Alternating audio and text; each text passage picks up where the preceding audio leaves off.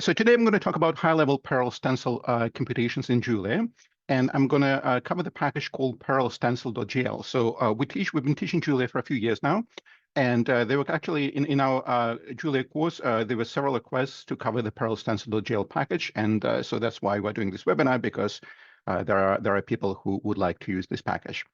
And it's actually quite impressive. So I've been running it on different machines, and I get fairly impressive performance. So I will start with a demo, and then slowly build up complexity. So by the way, today's notes, I'm going to paste it into the chat. So there is a link to this website that is on my screen, and I'll be switching between different windows. So I'll be running inside a Julia session, Julia terminal in the on my screen, but I'll be copying the code from these nodes, and these nodes are here to stay. We don't delete our nodes, so you don't have to copy everything. Just watch the presentation. So in order to use the parallel stencil package, I'm going to load it using the familiar using construct in Julia. So here I loaded the parallel stencil.jl package. And then the next line, I'm going to initialize the package. And so this part is important because parallel stencil can actually run on a variety of different platforms. So it can run it can utilize multi-threading for parallel stencil calculations. And it can also run on a GPU. So it supports quite a wide variety of platforms. So surprisingly, it supports it supports both, obviously, NVIDIA, so CUDA and AMD GPUs, but it also supports Metal. So I have a MacBook here and M1 MacBook, and I can actually run all examples on my own graphics card here on the M1, which is fantastic. So that way I can actually show all the demos locally. I'm going to show some demos on a remote machine, but most of the demos are going to be local. So if you don't want to use one of these GPUs, you can also use parallel processing via threads. And parallel stencil supports two packages. So it supports the usual default multi-threading in Julia via base the threads package. And also it supports this new third-party package called Polyester, which I've never used before, but I've heard some good things about it. So in order to initialize parallel stencil, you have to issue this macro function call, to which you pass 3 arguments. And it's going to take, it usually takes a couple of seconds to do this. So you pass first the name of the parallel library that you're going to be using. So the whole idea of the parallel stencil is that you're trying to parallelize, to speed up your calculations on some platform, and you're going to be using one of the parallel packages. So in this case, I initialize parallel stencil on Metal, which is the GPU on my laptop. And then I'm going to declare precision. So I'm going to do all calculations in a single precision in float 32. So the reason I'm doing float 32, not float 64 in this demo is because in metal.jl, so the metal library implementation in Julia, it does not support on M1, so on Apple Silicon, does not support double precision. So that's why I'm going to be running demos in single precision today. And then dimensionality. So this is the 3 stands for the array dimensionality that we're going to be running in this demo. So once you do this, it creates a data module with several important data types inside. So if you type data number, then you will see that now all my calculations are going to be done in float 32 in single precision. There's also the data array. So that's the main object we're going to be using today. So in this case, because I initialize it on my GPU via metal.jl, you see that it's actually not the usual array, but it's a metal float 32 array. So I'm going to restart Julia. I'm going to just show you how I can initialize this via threading. So I'm going to load the package, and then I'm going to run the same command, but this time I'm going to say, instead of metal, I'm going to say threads. So now I'm going to be doing parallel calculation via base threads.jl library. And now if I say data array, you see that previously it was a metal array. Now it is just the usual array float 32. So there's nothing special about this array. This is just the default array type for single precision in Julia, right? But let me switch back to, because I want to run this demo on metal, let me switch back and then copy these lines. So load the library again, and then go back to metal. So my data type is now going to be metal float 32 for arrays. And then I'm going to initialize an array. So there are different ways you can do this in this library.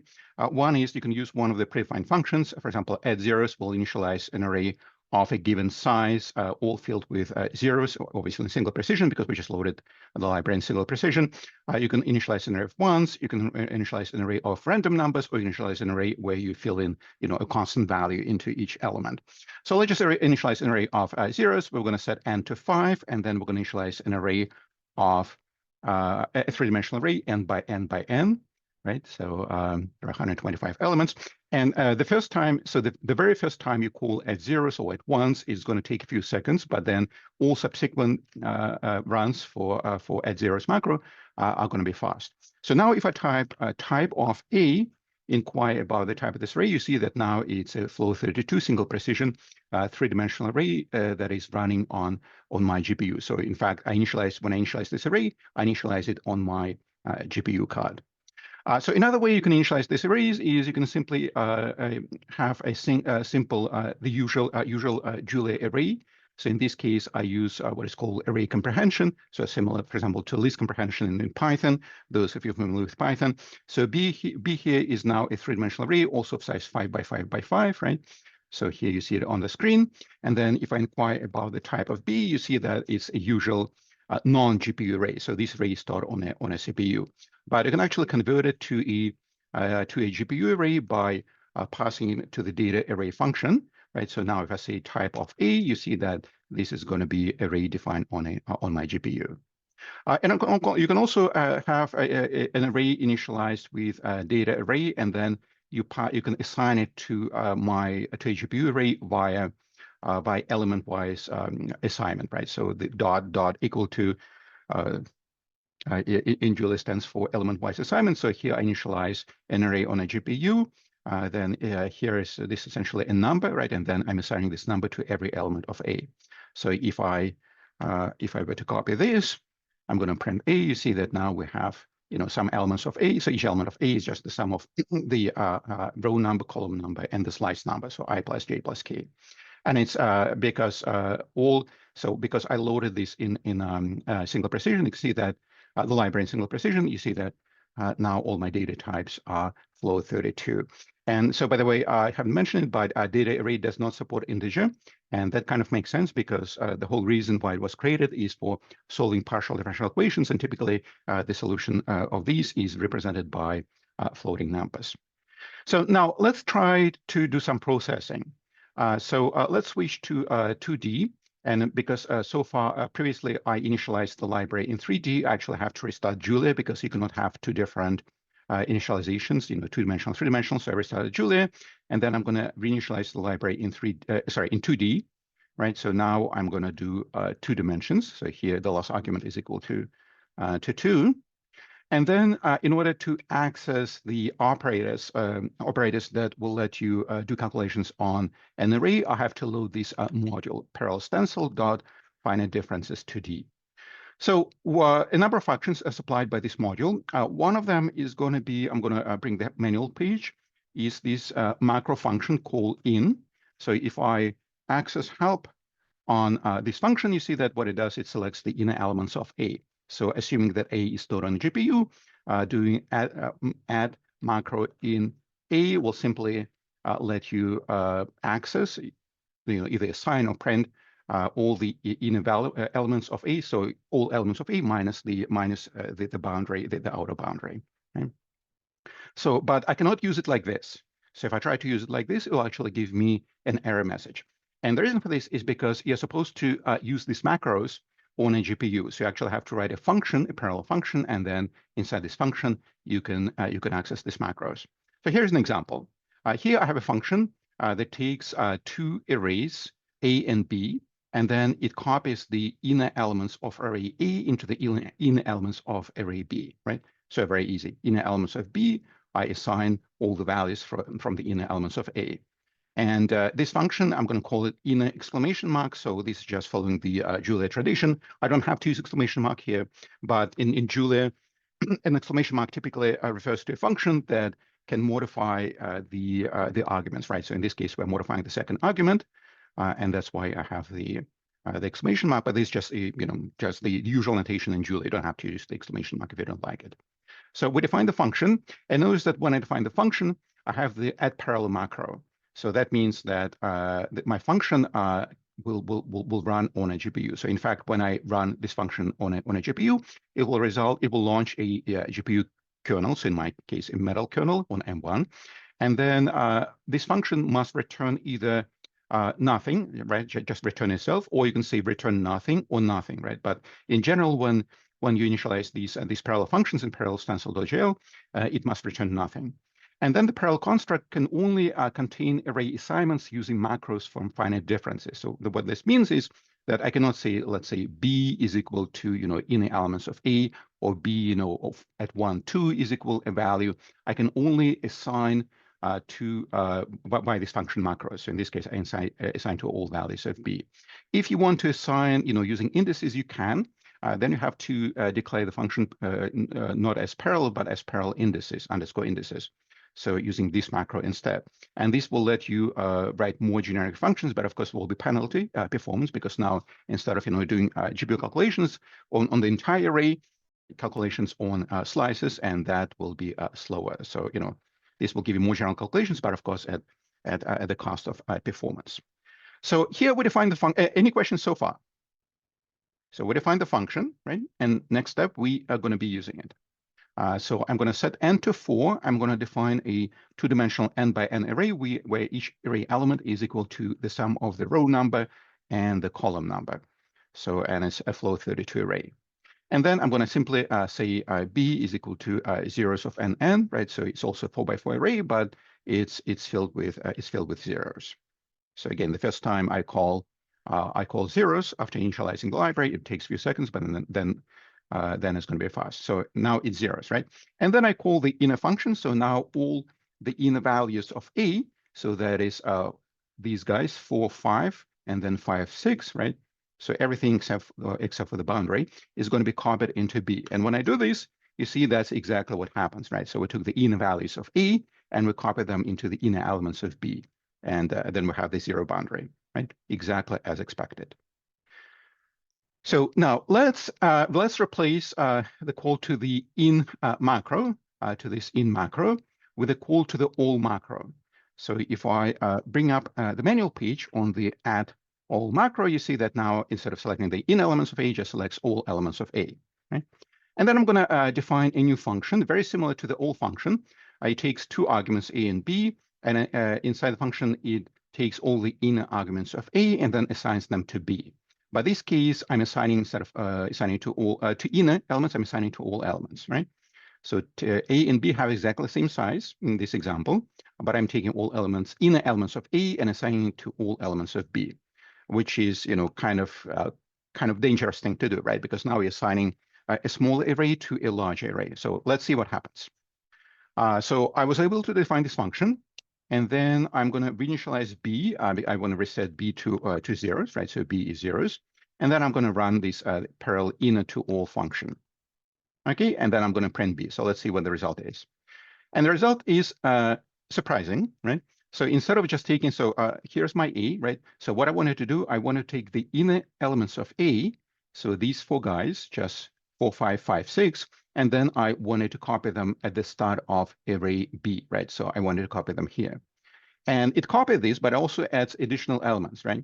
So you can see that it actually doesn't recognize the boundary of my inner B operator. So it just keeps copying, right? So in fact, you see that it took this value, this value 6 from here, and it copied it here. It took this value from 7, and it copied it here. This value from 8, it copied it here. But more surprisingly, it took let's say 4 here, and then it copied it here. It took 5 here, it copied it here. So not only it continues going in the horizontal direction, but it also keeps going in the vertical direction. And then when it reaches the end of B, it jumps to the opposite. So it wraps around into the next column, right? So in fact, if you were to run these, they will return true. So you see exactly how the assignment happens, right? So to me, this is counterintuitive. It's not mentioned anywhere in the documentation, and I was actually very surprised when I saw this. So what's happening here is that they're focusing on performance, right? So on a GPU, you really don't want to access the subsections of an array. You just want to do the entire calculation. And so here you take a smaller array, the inner part of B, and assigning to a large array. The array A, right? And it doesn't stop at the border of the inner array B, right? It just keeps going in both directions. And so this is good for performance, but of course it doesn't give you exactly what you expected to have. Because now you have all these additional elements, and as a programmer, you have to be aware of this, right? So you have to be careful when you assign a smaller array to a larger array in this library. And yeah, and so interesting is that this example, so it runs on Metal. So as you can see, it runs just fine on Metal. But if you try to run this example on Threads, it will actually give you an error message saying that I cannot access, past array elements. Right, so it's interesting that it works in this counterintuitive fashion on a GPU, but on a CPU, it actually does what I would consider the right calculation. But anyway, so just mentioning here so that if you run into a similar issue, you know what's going on. So now let's take a look at calculating the derivatives. And by the way, I'm going to paste my notes again. I see that there are people who joined us late, so I'm going to paste my notes into the chat. Notes for these, the link to these notes. So let's take a look at how you calculate the derivatives. So we're going to start with the first order derivatives, and we're going to write a function, so a parallel function that will run on the GPU that takes two arrays A and B, and also the stencil width, well, the grid size, right, H, which we're going to compute in a second. So it takes these three values, and then it fills the inner values, the inner part of B, with the derivative, with the x derivative of A, right? So let's take a look at this function. So I'm going to go to the manual page of dxa. Dxa. So what it does, it computes differences between adjacent point of A along the dimension x, right? So in order to get the derivative, you have to take this difference and divide it by the stencil width by each, and then you will have the first order derivative in x. So let's define this derivative. Just going to paste this definition, and then let's run some examples. So we're going to initialize a 4x4 array of randoms, right? So it's a random 4x4 array, and it has 4 elements in each dimension. So the stencil width, I'm considering arrays. So in all my examples, an array width fill the entire box so that I have 4 array elements, but I have 3 cells in each dimension. So that's why the stencil width is 1 divided by n minus 1. And also another thing that I have to be aware of is because we want to do all calculations on this GPU in single precision, you have to define this number each in double precision, because otherwise when you try to pass a double precision number here, it will actually break. It will say it cannot do calculation in double precision. So that's why I have, instead of this guy, which would be double precision, I have this guy. And in all examples, it will say F0, which simply forces single precision, right? So anyway, so here we initialize our random array A, and let's initialize an array of zeros, and then so B is an array of zeros, and then let's fill the inner elements of B, so these 4 guys, with the x derivatives of A, right? So I'm going to call my function, and then I'm going to call B, and result looks okay, right, at first glance. So these are the derivatives, right? But if you take the values, if you actually take, this is derivative, which is supposed to be, I guess, I don't know, this guy minus this guy, right? That's what I would assume it to be, divided by h, you will see that you get a different number, right? So this is another thing that is not documented in their tutorials, and I'm not sure why, just not mentioned anywhere in documentation. So it took me a while to actually figure out what's going on. But what's going on is the way they define these differences is bizarre, in my opinion, again. But this is something that you, as a as a person who's using this package, you have to know this. So the way they do this, they actually do this kind of weird derivative. So in order to calculate the derivative, x derivative at point ij, what I want to do is I want to do difference between ij and I minus 1j, right? So that will give me the derivative in the x direction at point ij. But actually what they do is, instead of this, they're doing ij minus 1 minus a at I minus 1, j minus 1, which is, I mean, you would never do a calculation like this. I've been doing I've been writing finite difference codes for a very long time, and I have no idea why they're coded this way, right? So this actually gives this weird derivative as opposed to the usual backward Euler derivative. So it turns out that there's another function that you want to use instead of the dxa, which is called. So I'm going to bring the manual out on this function. It's a macro function, this guy, right? So these computes derivatives between adjacent elements of A along the dimension X and select the inner elements of A in the remaining dimension. Again, this is, I think, is a very, very bizarre description. So I spent a few days in the description. I still don't quite understand what they mean. So there's an example here, which I think is wrong. And again, so this is something that documentation really doesn't explain well. And I think they have, I don't know, it's just a very, very coy explanation, which I think is wrong in my opinion. But anyway, so when you take this and when you use this derivative of E difference between the adjacent element of A and you assign it to the inner elements of B, you actually get the desired derivative. So if we define a function dx now as this one, and then we initialize an array of zeros, and then we call our function new function to calculate the x derivative of b. This is what you get, and this is actually the right derivative, right? So here I'm checking, for example, for equivalence between these two numbers, and you see that now the derivative at point 2, 2 is equal to related to the difference between 2, 2 and 1, 2, right? So that's how I would normally code the x derivative. So this is a backward x derivative backward in x in the sense that you're going to a smaller number here. So at ij minus I minus 1j, right? So if you want to have a forward in x derivative, then what you would do is you would go back to using dxa, and then you would assign to all, right? But remember that in this case, so that will give you a forward derivative of this type. So the derivative at point ij is going to be proportional to the difference of at I plus 1 and j, and then I minus I and j.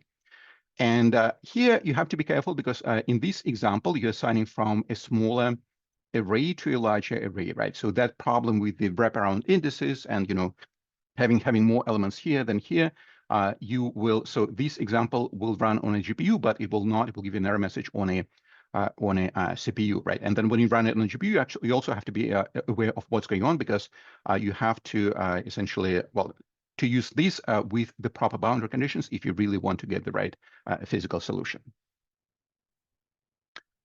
All right, so let's take a look at the second order derivative. So here we have a function that computes the Laplacian, right? So we have the input array A and the stencil H, and I assume that the stencil, so the separation between adjacent planes or lines in X and Y is the same. So I just have, instead of having dx and dy, I have just single number H.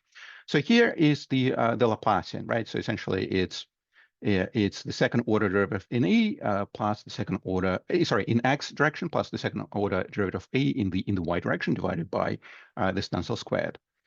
So here, let me define this function. And then I will initialize an array of A's. So in this case, I have a Gaussian, right? So it's a Gaussian that is centered at point 0.5 in X and then 0.5 in Y.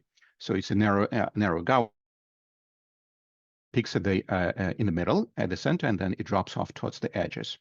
And then I initialize an array of B's, and then I'm going to compute the Laplacian. So in order to compute the Laplacian, I'm just simply passing A and B and H to the actually H, what it is. Yeah, H is correct value. I compute it right here. And then here's my Laplacian, right? So exactly what you want. So in this case, actually having the xi and ya,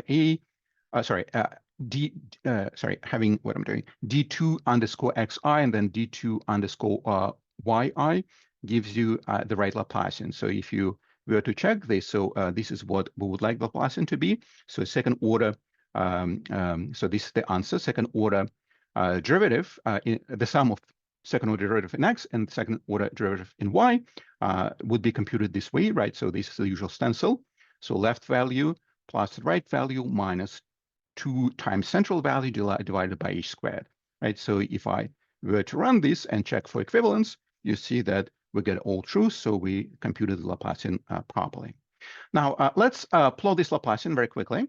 So you can plot in Julia. There are several different packages for plotting. So the default one is plots. I'll be using another one called Makey, which is a little bit faster. And so here I'm simply going to initialize an array. Now it's a 100 by 100 array, right? So it's much bigger. And then that's the Gaussian. And then I'm going to calculate the Laplacian B. So now you see B is of size 100 by 100. So it is much bigger. Oops, size of B, sorry. Size of B, 100 by 100 array, and then I'm going to plot it using Cairo Make. So Cairo Make plots an array that is stored on the GPU. So first, I need to copy, so B, because I computed this on the GPU, I have to copy it to a CPU, right? So here I have another array called CPU array. So my B is a GPU array, right? So this array on the GPU, on metal, whereas if I were to inquire about the type of CPU array, now you see that it's a usual two-dimensional matrix on the CPU. And then I'm just going to paste these lines. So these lines it'll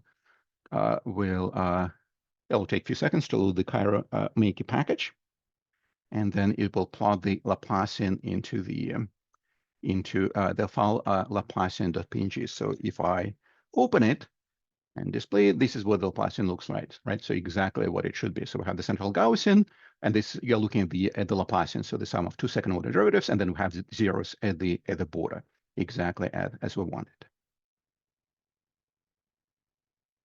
All right, so in this demo, we'll be solving the usual heat diffusion or heat transfer equation. So here, the main unknown is temperature, which is a function of position and time. I'm going to be doing this on a two-dimensional grid. And the equation is d temperature over time. So the time derivative, partial derivative, is simply equal to the Laplacian of the temperature. So the equation, I'm just going to show it. The code, I put it on the right here, pasted it right here. And also, I'm going to show it in my text editor. So I'm going to be running this entire code.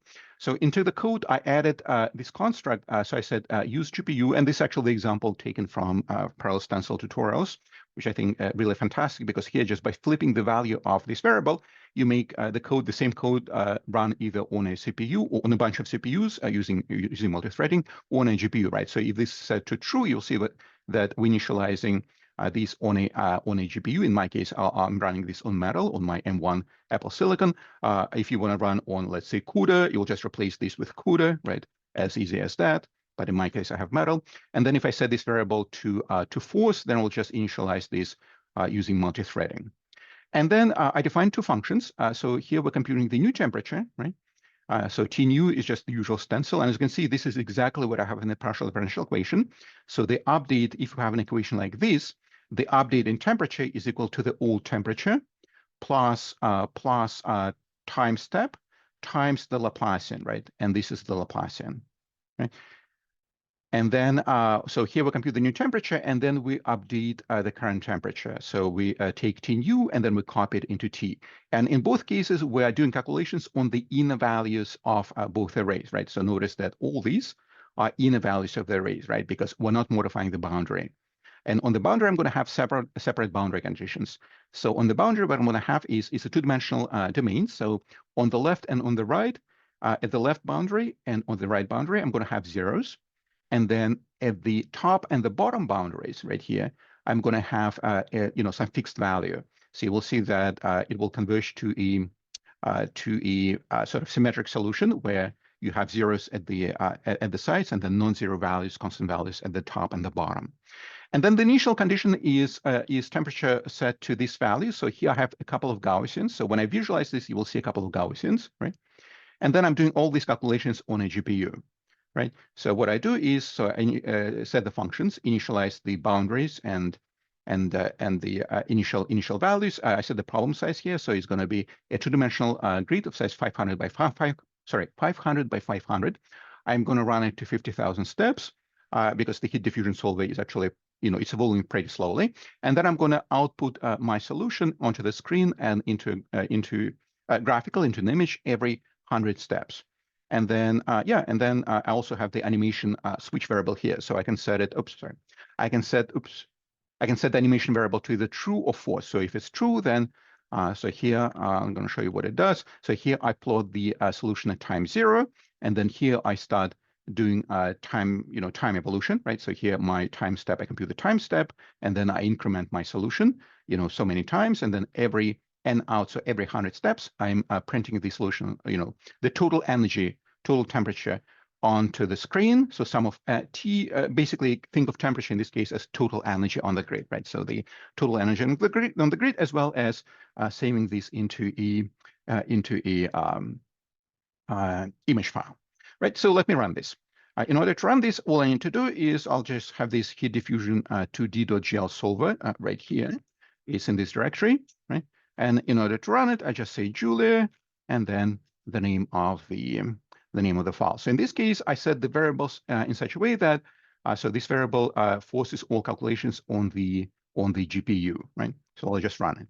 And as you can see, so after a few seconds of initializations, so mostly loading the libraries and setting the arrays, is going to run pretty fast. So just wait a few seconds. And then I'm also timing, so here we have the solution. I'm also timing with add time macro for the main loop, right? So when it finishes calculations, it will actually report the timing. So I have 50,000 steps, right? So I won't wait because we don't have a lot of time in this webinar. So now we did about 10% of the total calculation, right? And then I just break it. I'll just show that, I have all these numbers. So let's say the last frame is called this number. Let's just take a look at the solution. This is what, actually didn't finish printing it. So let me show the one just before that. So here's what an intermediate solution looks like, right? And then I'm going to show you the movie of the actual solution. So before this webinar, I created a movie out of all these frames. So it'll be 500 frames, right? When I run everything, let me just clean all these frames. So the solution is in this file Gaussian.mpeg4. So what we start with, oops, let me make it bigger. What we start is 2 Gaussians, right? So that's the initial solution. And then we have boundary conditions such that we have zeros at the side and then non-zero constant value at the top and the bottom. So what will happen is that energy will be leaving the grid. So now I'm running this. As you can see, it's evolving to a steady state solution, which is essentially influenced by, given by the boundary conditions, right? So here we have pretty much it converges to an equilibrium after 50,000 steps, right? So here we go. Now, this runs very fast, right? So it takes, seconds, well, maybe a minute to run on my GPU. So let's actually make the problem bigger, but let's not run it for as many steps, and let's do benchmarking. So I'm going to go here, and then I'm going to now do a bigger problem. So 8,192 by 8,192 problem, and then I'm going to run it for 100 time steps. So it's not going to converge, but I'm just want to show you the speed on larger problem. And then I'm going to output every 10 time steps. So let's just do this again. So if I run this, oops, let me just do Julia. And then what I'm going to do is I'm going to run on a GPU, and then I'm going to turn off animation. So in this case, the solution itself is not so important. I'm mostly interested in speed. So let me run this. Heat diffusion solver 2D, and it will take a few seconds to initialize this.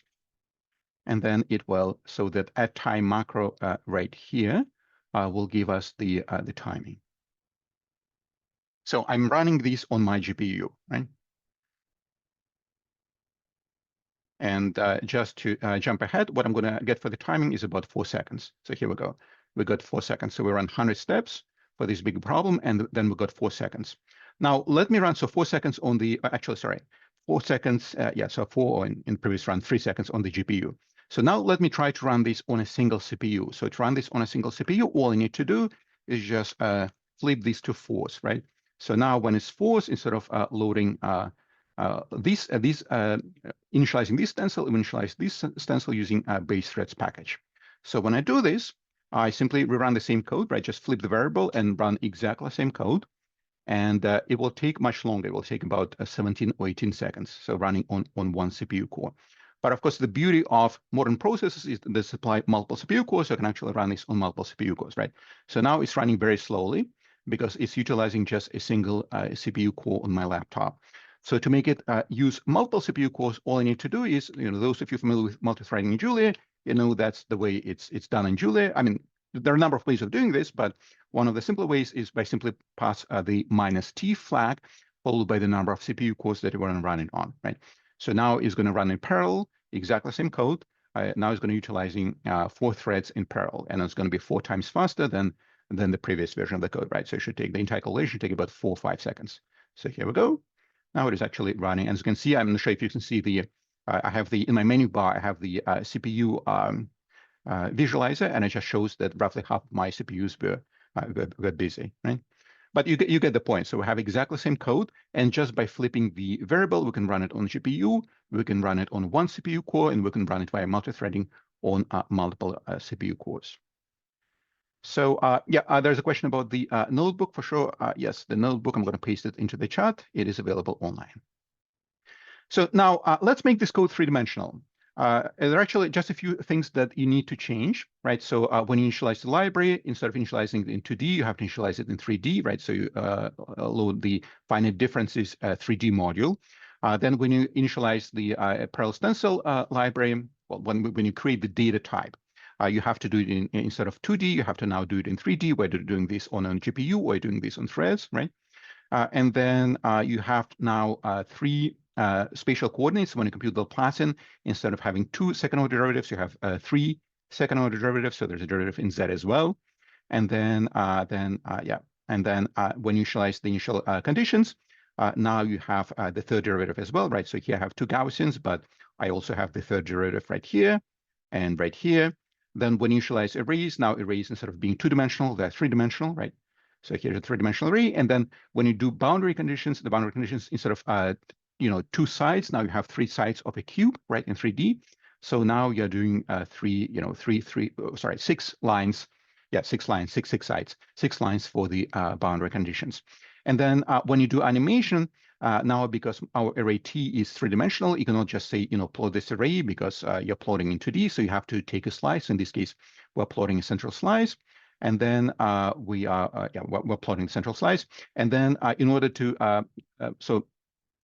for a numerical solution to be stable, the famous current condition. So in 2D, if you want your heat diffusion to be, the numerical solution to be stable, your time step has to be no bigger than h squared, so stencil squared divided by 4. So in 3D, it has to be no bigger than h squared divided by 6. So actually it took the maximum value in the numerical code, and it was just fine, right? And yeah, and so here I get the times for 3D. So here, just to show you what the 3-dimensional code looks like, it's it's the 2-dimensional code plus the step-by-step changes that I just showed to you, right? So now we're doing everything 3D, right? So here we have the three-dimensional arrays right here, and then we have the 3-dimensional initial conditions, we have the 3-dimensional boundary conditions, but otherwise, things are very, very similar, essentially the same code except for a few line changes. And then when I run it, it's going to be, of course, slow because now I have a bigger 3-dimensional array. So these are the times I get. So again, if I run these on CPUs only, on a single CPU, I get 47 seconds, twice as fast on 2 CPU cores, 4 times as fast on 4 CPU cores, not 8 times as fast on 8 CPU cores, because in my case, I have on my M1, I have 8 CPU cores, but 2 of them are efficiency cores, so 2 of them are very slow. That's why I don't get a very big jump when I go from 4 to 8 CPU cores. And then if I run on my GPU, I get faster performance. So in order to run this on a cluster, of course, all of our clusters, the new clusters that are coming online in the next few months, all of them are going to have NVIDIA GPUs.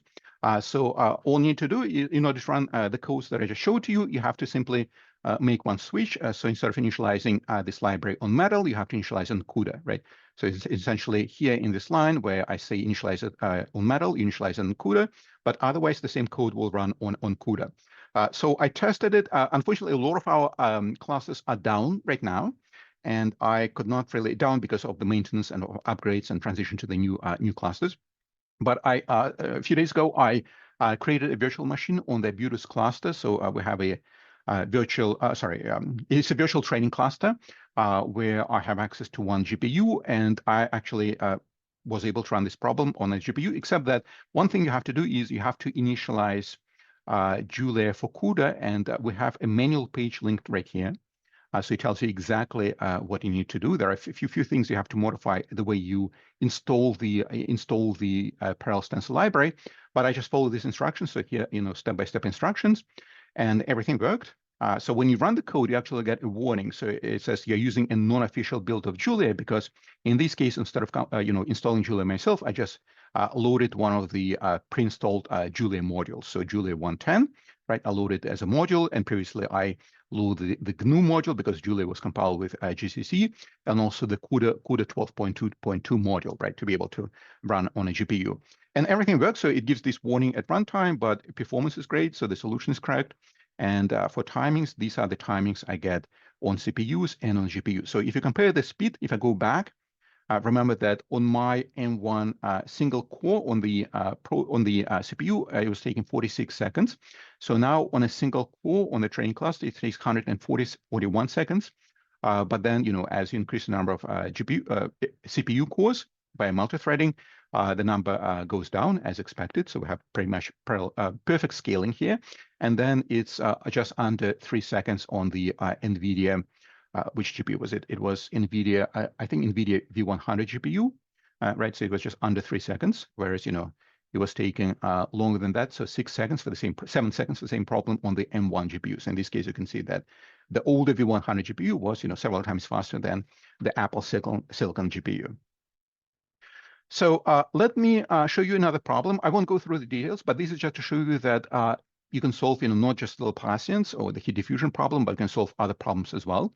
So in this case, I'm solving the. So this example, I actually really like it. It's from the documentation for parallel stencil.gl, and this is this problem of a acoustic wave in 3D, which I really like. So this problem, this is a two-dimensional, and then, actually, this is two-dimensional, this is three-dimensional at the bottom. So I just ran it, and everything works just fine. So I ran it on CUDA, on Metal, on CPU cores, by multi-threading. Everything works just fine.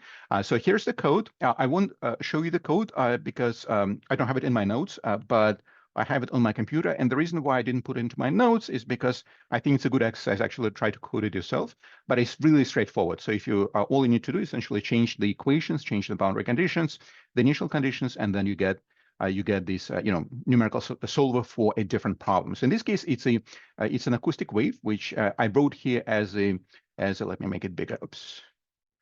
So I wrote here as a system for a velocity and pressure, right?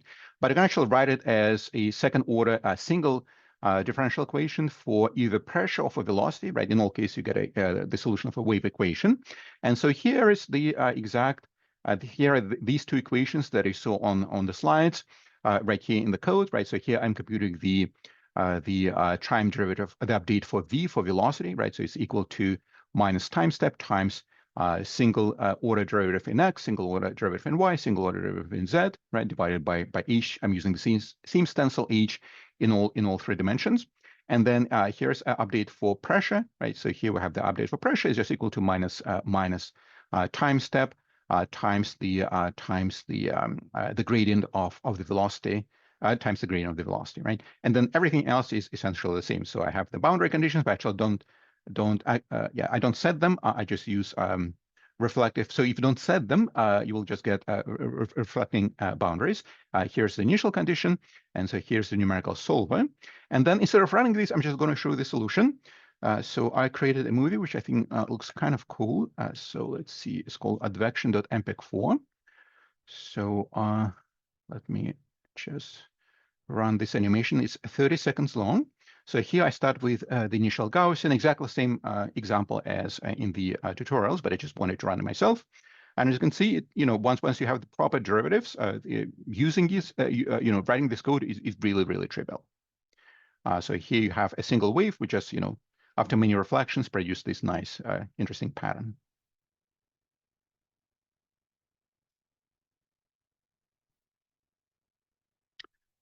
All right, so we don't have a lot of time, so and I still want to talk about distributed parallelization. So far we talked about solving these equations with parallel stencil on a GPU, on a single GPU, whether it's Metal or whether it's an N1 GPU or a CUDA, an NVIDIA GPU by CUDA, or via multi-threading on multiple CPU cores. But it turns out that you can actually adapt this to work on multiple processes with multiprocessing by MPI. So one trick is that, so parallel stencil.gl is a parallel package, right? So it has these, it takes your entire computational, it takes your large array with a 2-dimensional, 3-dimensional array, and then it breaks into chunks, and then each chunk is, computed in parallel either on a GPU or by by one individual thread. And then the parallel stencil uses special data types for these arrays, right? So unless you run this, well, especially when you run this on a GPU. So on CPUs, it uses just regular Julia arrays, but when you run this on a GPU, it uses special array types. And these array types are not, for example, compatible with things like distributed.jl. So distributed.jl is a popular library for multiprocessing in Julia. So there are third-party libraries, distributed arrays.jl and shared arrays.jl, both of which are based on top of distributed.jl parallel framework. And so, arrays that you get in these libraries are not compatible with parallel stencil.jl library, right? But fortunately, it turns out there's a simple approach. You can actually have just local arrays on each processor.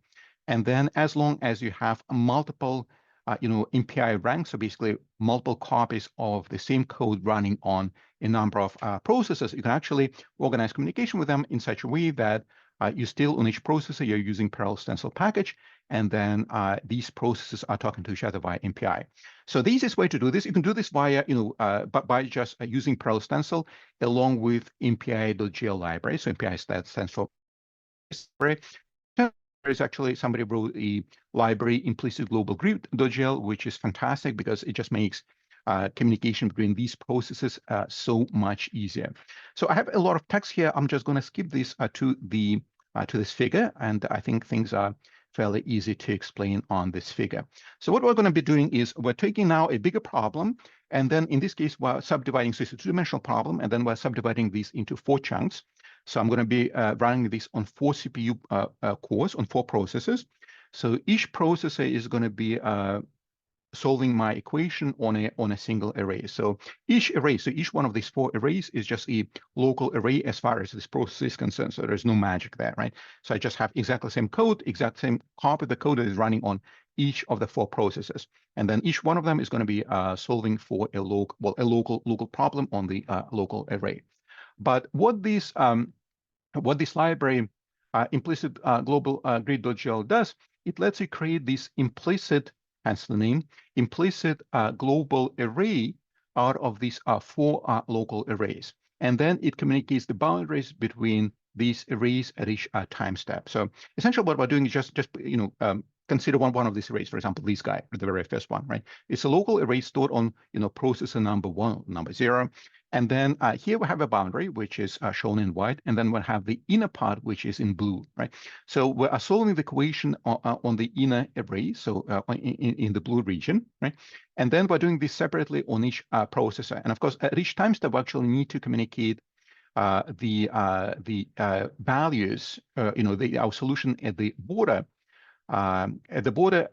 near the boundary between different processes, right? So for example, here on processor number 0, we need to communicate, once we compute the solution right here in the blue region, we need to send these vertical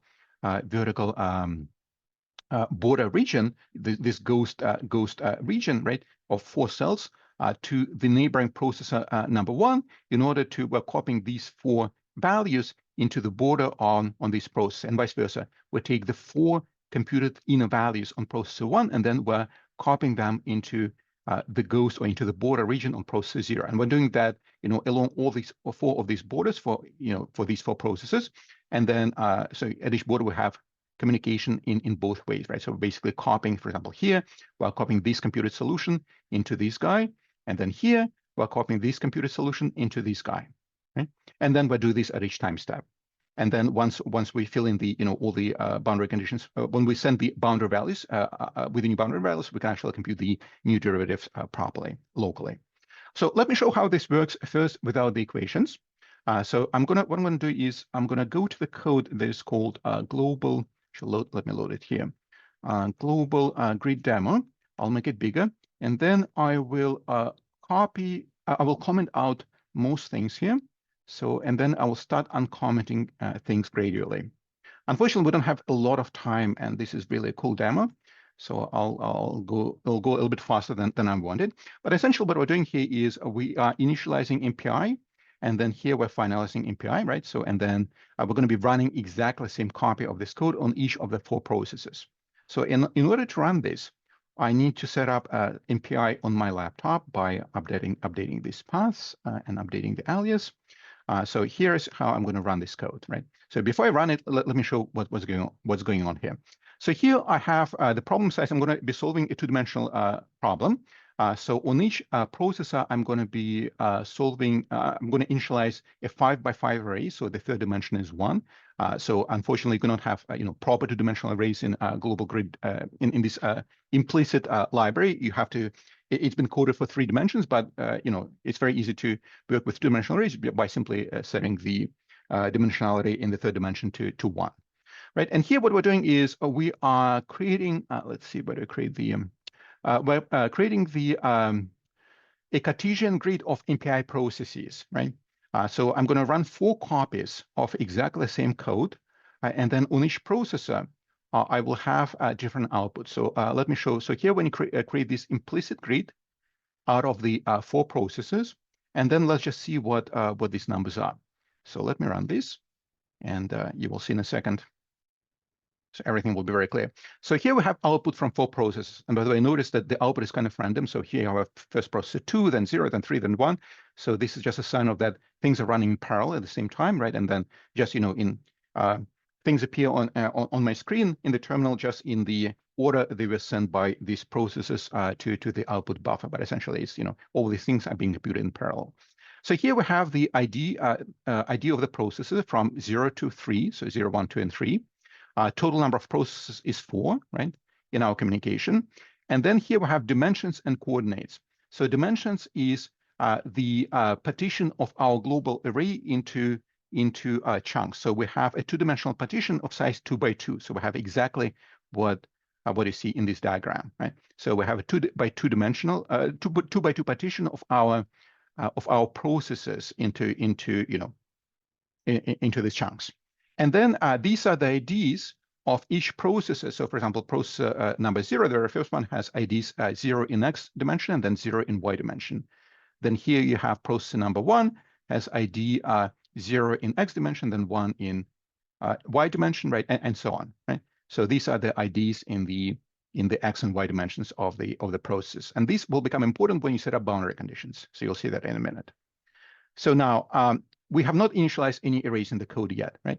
So here, by the way, here I'm going to uncomment this. So we initialize the global grid size.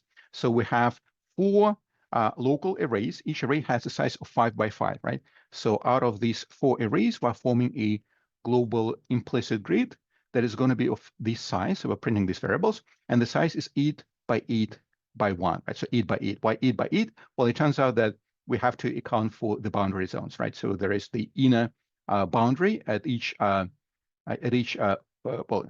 there's the border region between the inner boundary on each processor, right? But not the outer boundary. So -1 here, -1 here, so -1 here, -1 here. That's why instead of 10 by 10, you get 8 by 8. And then, so here we have this implicit grid of 8 by 8. And then here we compute the steps in dx and dy. And now they're actually separate because now we can have these numbers can differ, right? So I just set them to different values, dx and dy. And then on each processor, we initialize a local array. So in this case, it's going to be an array of -1s and then of size 5 by 5, right? But then we do have that on each processor. And then we're printing the extent of physical coordinates that each array is covering, right? So when I print it, you'll actually see what these numbers are. So here is the extent, so the global grid size 8 by 8. And then on processor number 0, we're covering X goes from 0 to 0.7, right? So not to 0.5, but to a larger number, but because there is some overlap for communicating the boundary regions. So processor number 1 covers from X from these to these, and then Y from this to this, and so on, right? So these numbers are the physical, coordinates inside a unit square for the regions covered by each of those 4 processes. And then here we initialize the array. So I set up the initial Gaussian, but notice that this is essentially a physical number, right? And that number has to utilize the physical coordinates. So the physical coordinates are related to the to the size of the global grid, right? So here I'm calling these functions x_g, y_g to actually initialize the proper Gaussian that covers the entire computational domain, right? And then it's partitioned into these local arrays on the 4 processes, right? And then what I'm doing here is I sleep for, so on processor number 0, I don't sleep. On processor number 1, I sleep for a quarter of a second. For processor number 2, I sleep for half a second. Processor number 3, I sleep for 3/4 of a second. And the reason I do this is because I want this communication to appear, so I'm printing the array here, but I want this communication to appear in the right order, processor number 0, 1, 2, 3, and 3, right? So when I do this, you see that I have 4 local arrays. And so here are the 4 local arrays. So here I have the inner parts of the arrays, right? And then I have -1 on each array, right? Because so far we have not communicated the boundaries yet. So I have -1 on each array at the border, right? And then here I call the function update halo. And what it does, so on each processor, now I have 4 local arrays, and it will simply do this communication, right? Indicated by the arrow. So it will copy the physical solution from the blue from each blue region into the ghost cells across each of the boundary, right? So and then I print the same arrays, and you will see immediately that things are now updated. So when I run this, first you will see the arrays with all -1s, and then you will see the updated arrays. So here are all -1s, and then I sleep for so many seconds, and then here you see the updated arrays. And now you see that you copied the regions. So for example, here we have 2 values, right? And these 2 values are exactly the same as these 2 values, because this guy was computed on processor number 0, and this guy, let's see, this guy is, let me give me a second. So this guy is the same as, this guy is the same as this guy, right? So this guy was computed on processor number 0, and then copied in here. This guy was computed on processor number 1 right here, and then it was copied in here. And then you see for all the other numbers, for example, this pair of numbers is the same as this pair of numbers. Then let's say this pair of numbers is the same as this pair of numbers. And so you have the same for the vertical direction as well, right? So for example, these 2 guys are the same as these 2 guys, right? And so on. So here we have a communication across the boundary. And then essentially you do the same. You merge the two packages into a single code. So in here I have the instructions for how to take the 2-dimensional heat diffusion solver and then port it to using multiple MPI ranks. Essentially, you follow step-by-step instructions, and then I'm just going to show. I'm going to show you the final code. So here's what the code looks like. Very similar to the original code, except that we initialized the global grid. So where are we doing this? You need right here. We initialize the global grid, right, of size n by n. Then when you set up the initial conditions, you have to make sure that instead of using the previous expressions for the coordinates, you have to use these x_g, y_g functions to access the global values of my grid points in relation to the global grid, or to the full unit square.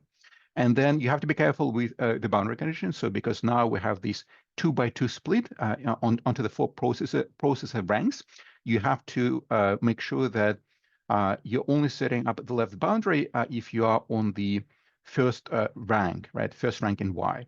And you're setting the right boundary if you are on the last rank in Y. So that's why I have these if conditions, right? So this is a compact way of writing an if condition in Julia. So if coordinates of 2, I'm such a processor, such an MPI rank that my coordinates of 2 is equal to 0, then I'm on the left boundary, so I'm setting the left boundary. And then another important step is you have to have communication, right? So this line update halo. So here I compute the temperature, compute the new temperature, and I update the halo for T, new temperature, and that just sends the values, communicates the value across the boundaries between processes. But yeah, otherwise this code runs exactly the same way as before. So I won't show you the demo, but you get pretty much perfect scaling when you run this on multiple MPI processes. So I'm almost done. Just show you just the last few words. So in order, if you want to have further parallelization with multiple threads on each MPI rank, very easy to do. You don't have to do anything.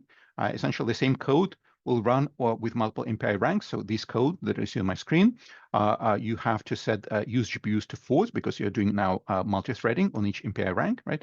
And then just initialize the hybrid hybrid Slurm job and then you'll be able to run on multiple MPI ranks, and then inside of it on multiple CPU cores or multiple threads inside each MPI rank. Now, if you want to use, if you want to do parallelization on multiple GPUs on each MPI rank, so you want to combine multi-processing, and then inside each MPI rank, you want to have multiple GPUs.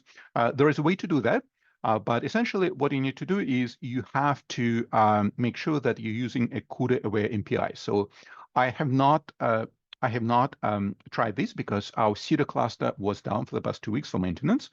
But I believe this is fairly straightforward. So if you want to do it yourself, just reach out if you run into problems. I'll be happy to help you. But otherwise, yeah, I'm done. So here are the links. So this documentation for parallel stencil.gl. So the examples I took from there, and here's documentation for implicit global grid. Again, documentation is fairly good, but it's kind of coy in the sense that there are hidden issues that are in the first part of my presentation, and you have to be aware of those things, otherwise you will run into problems.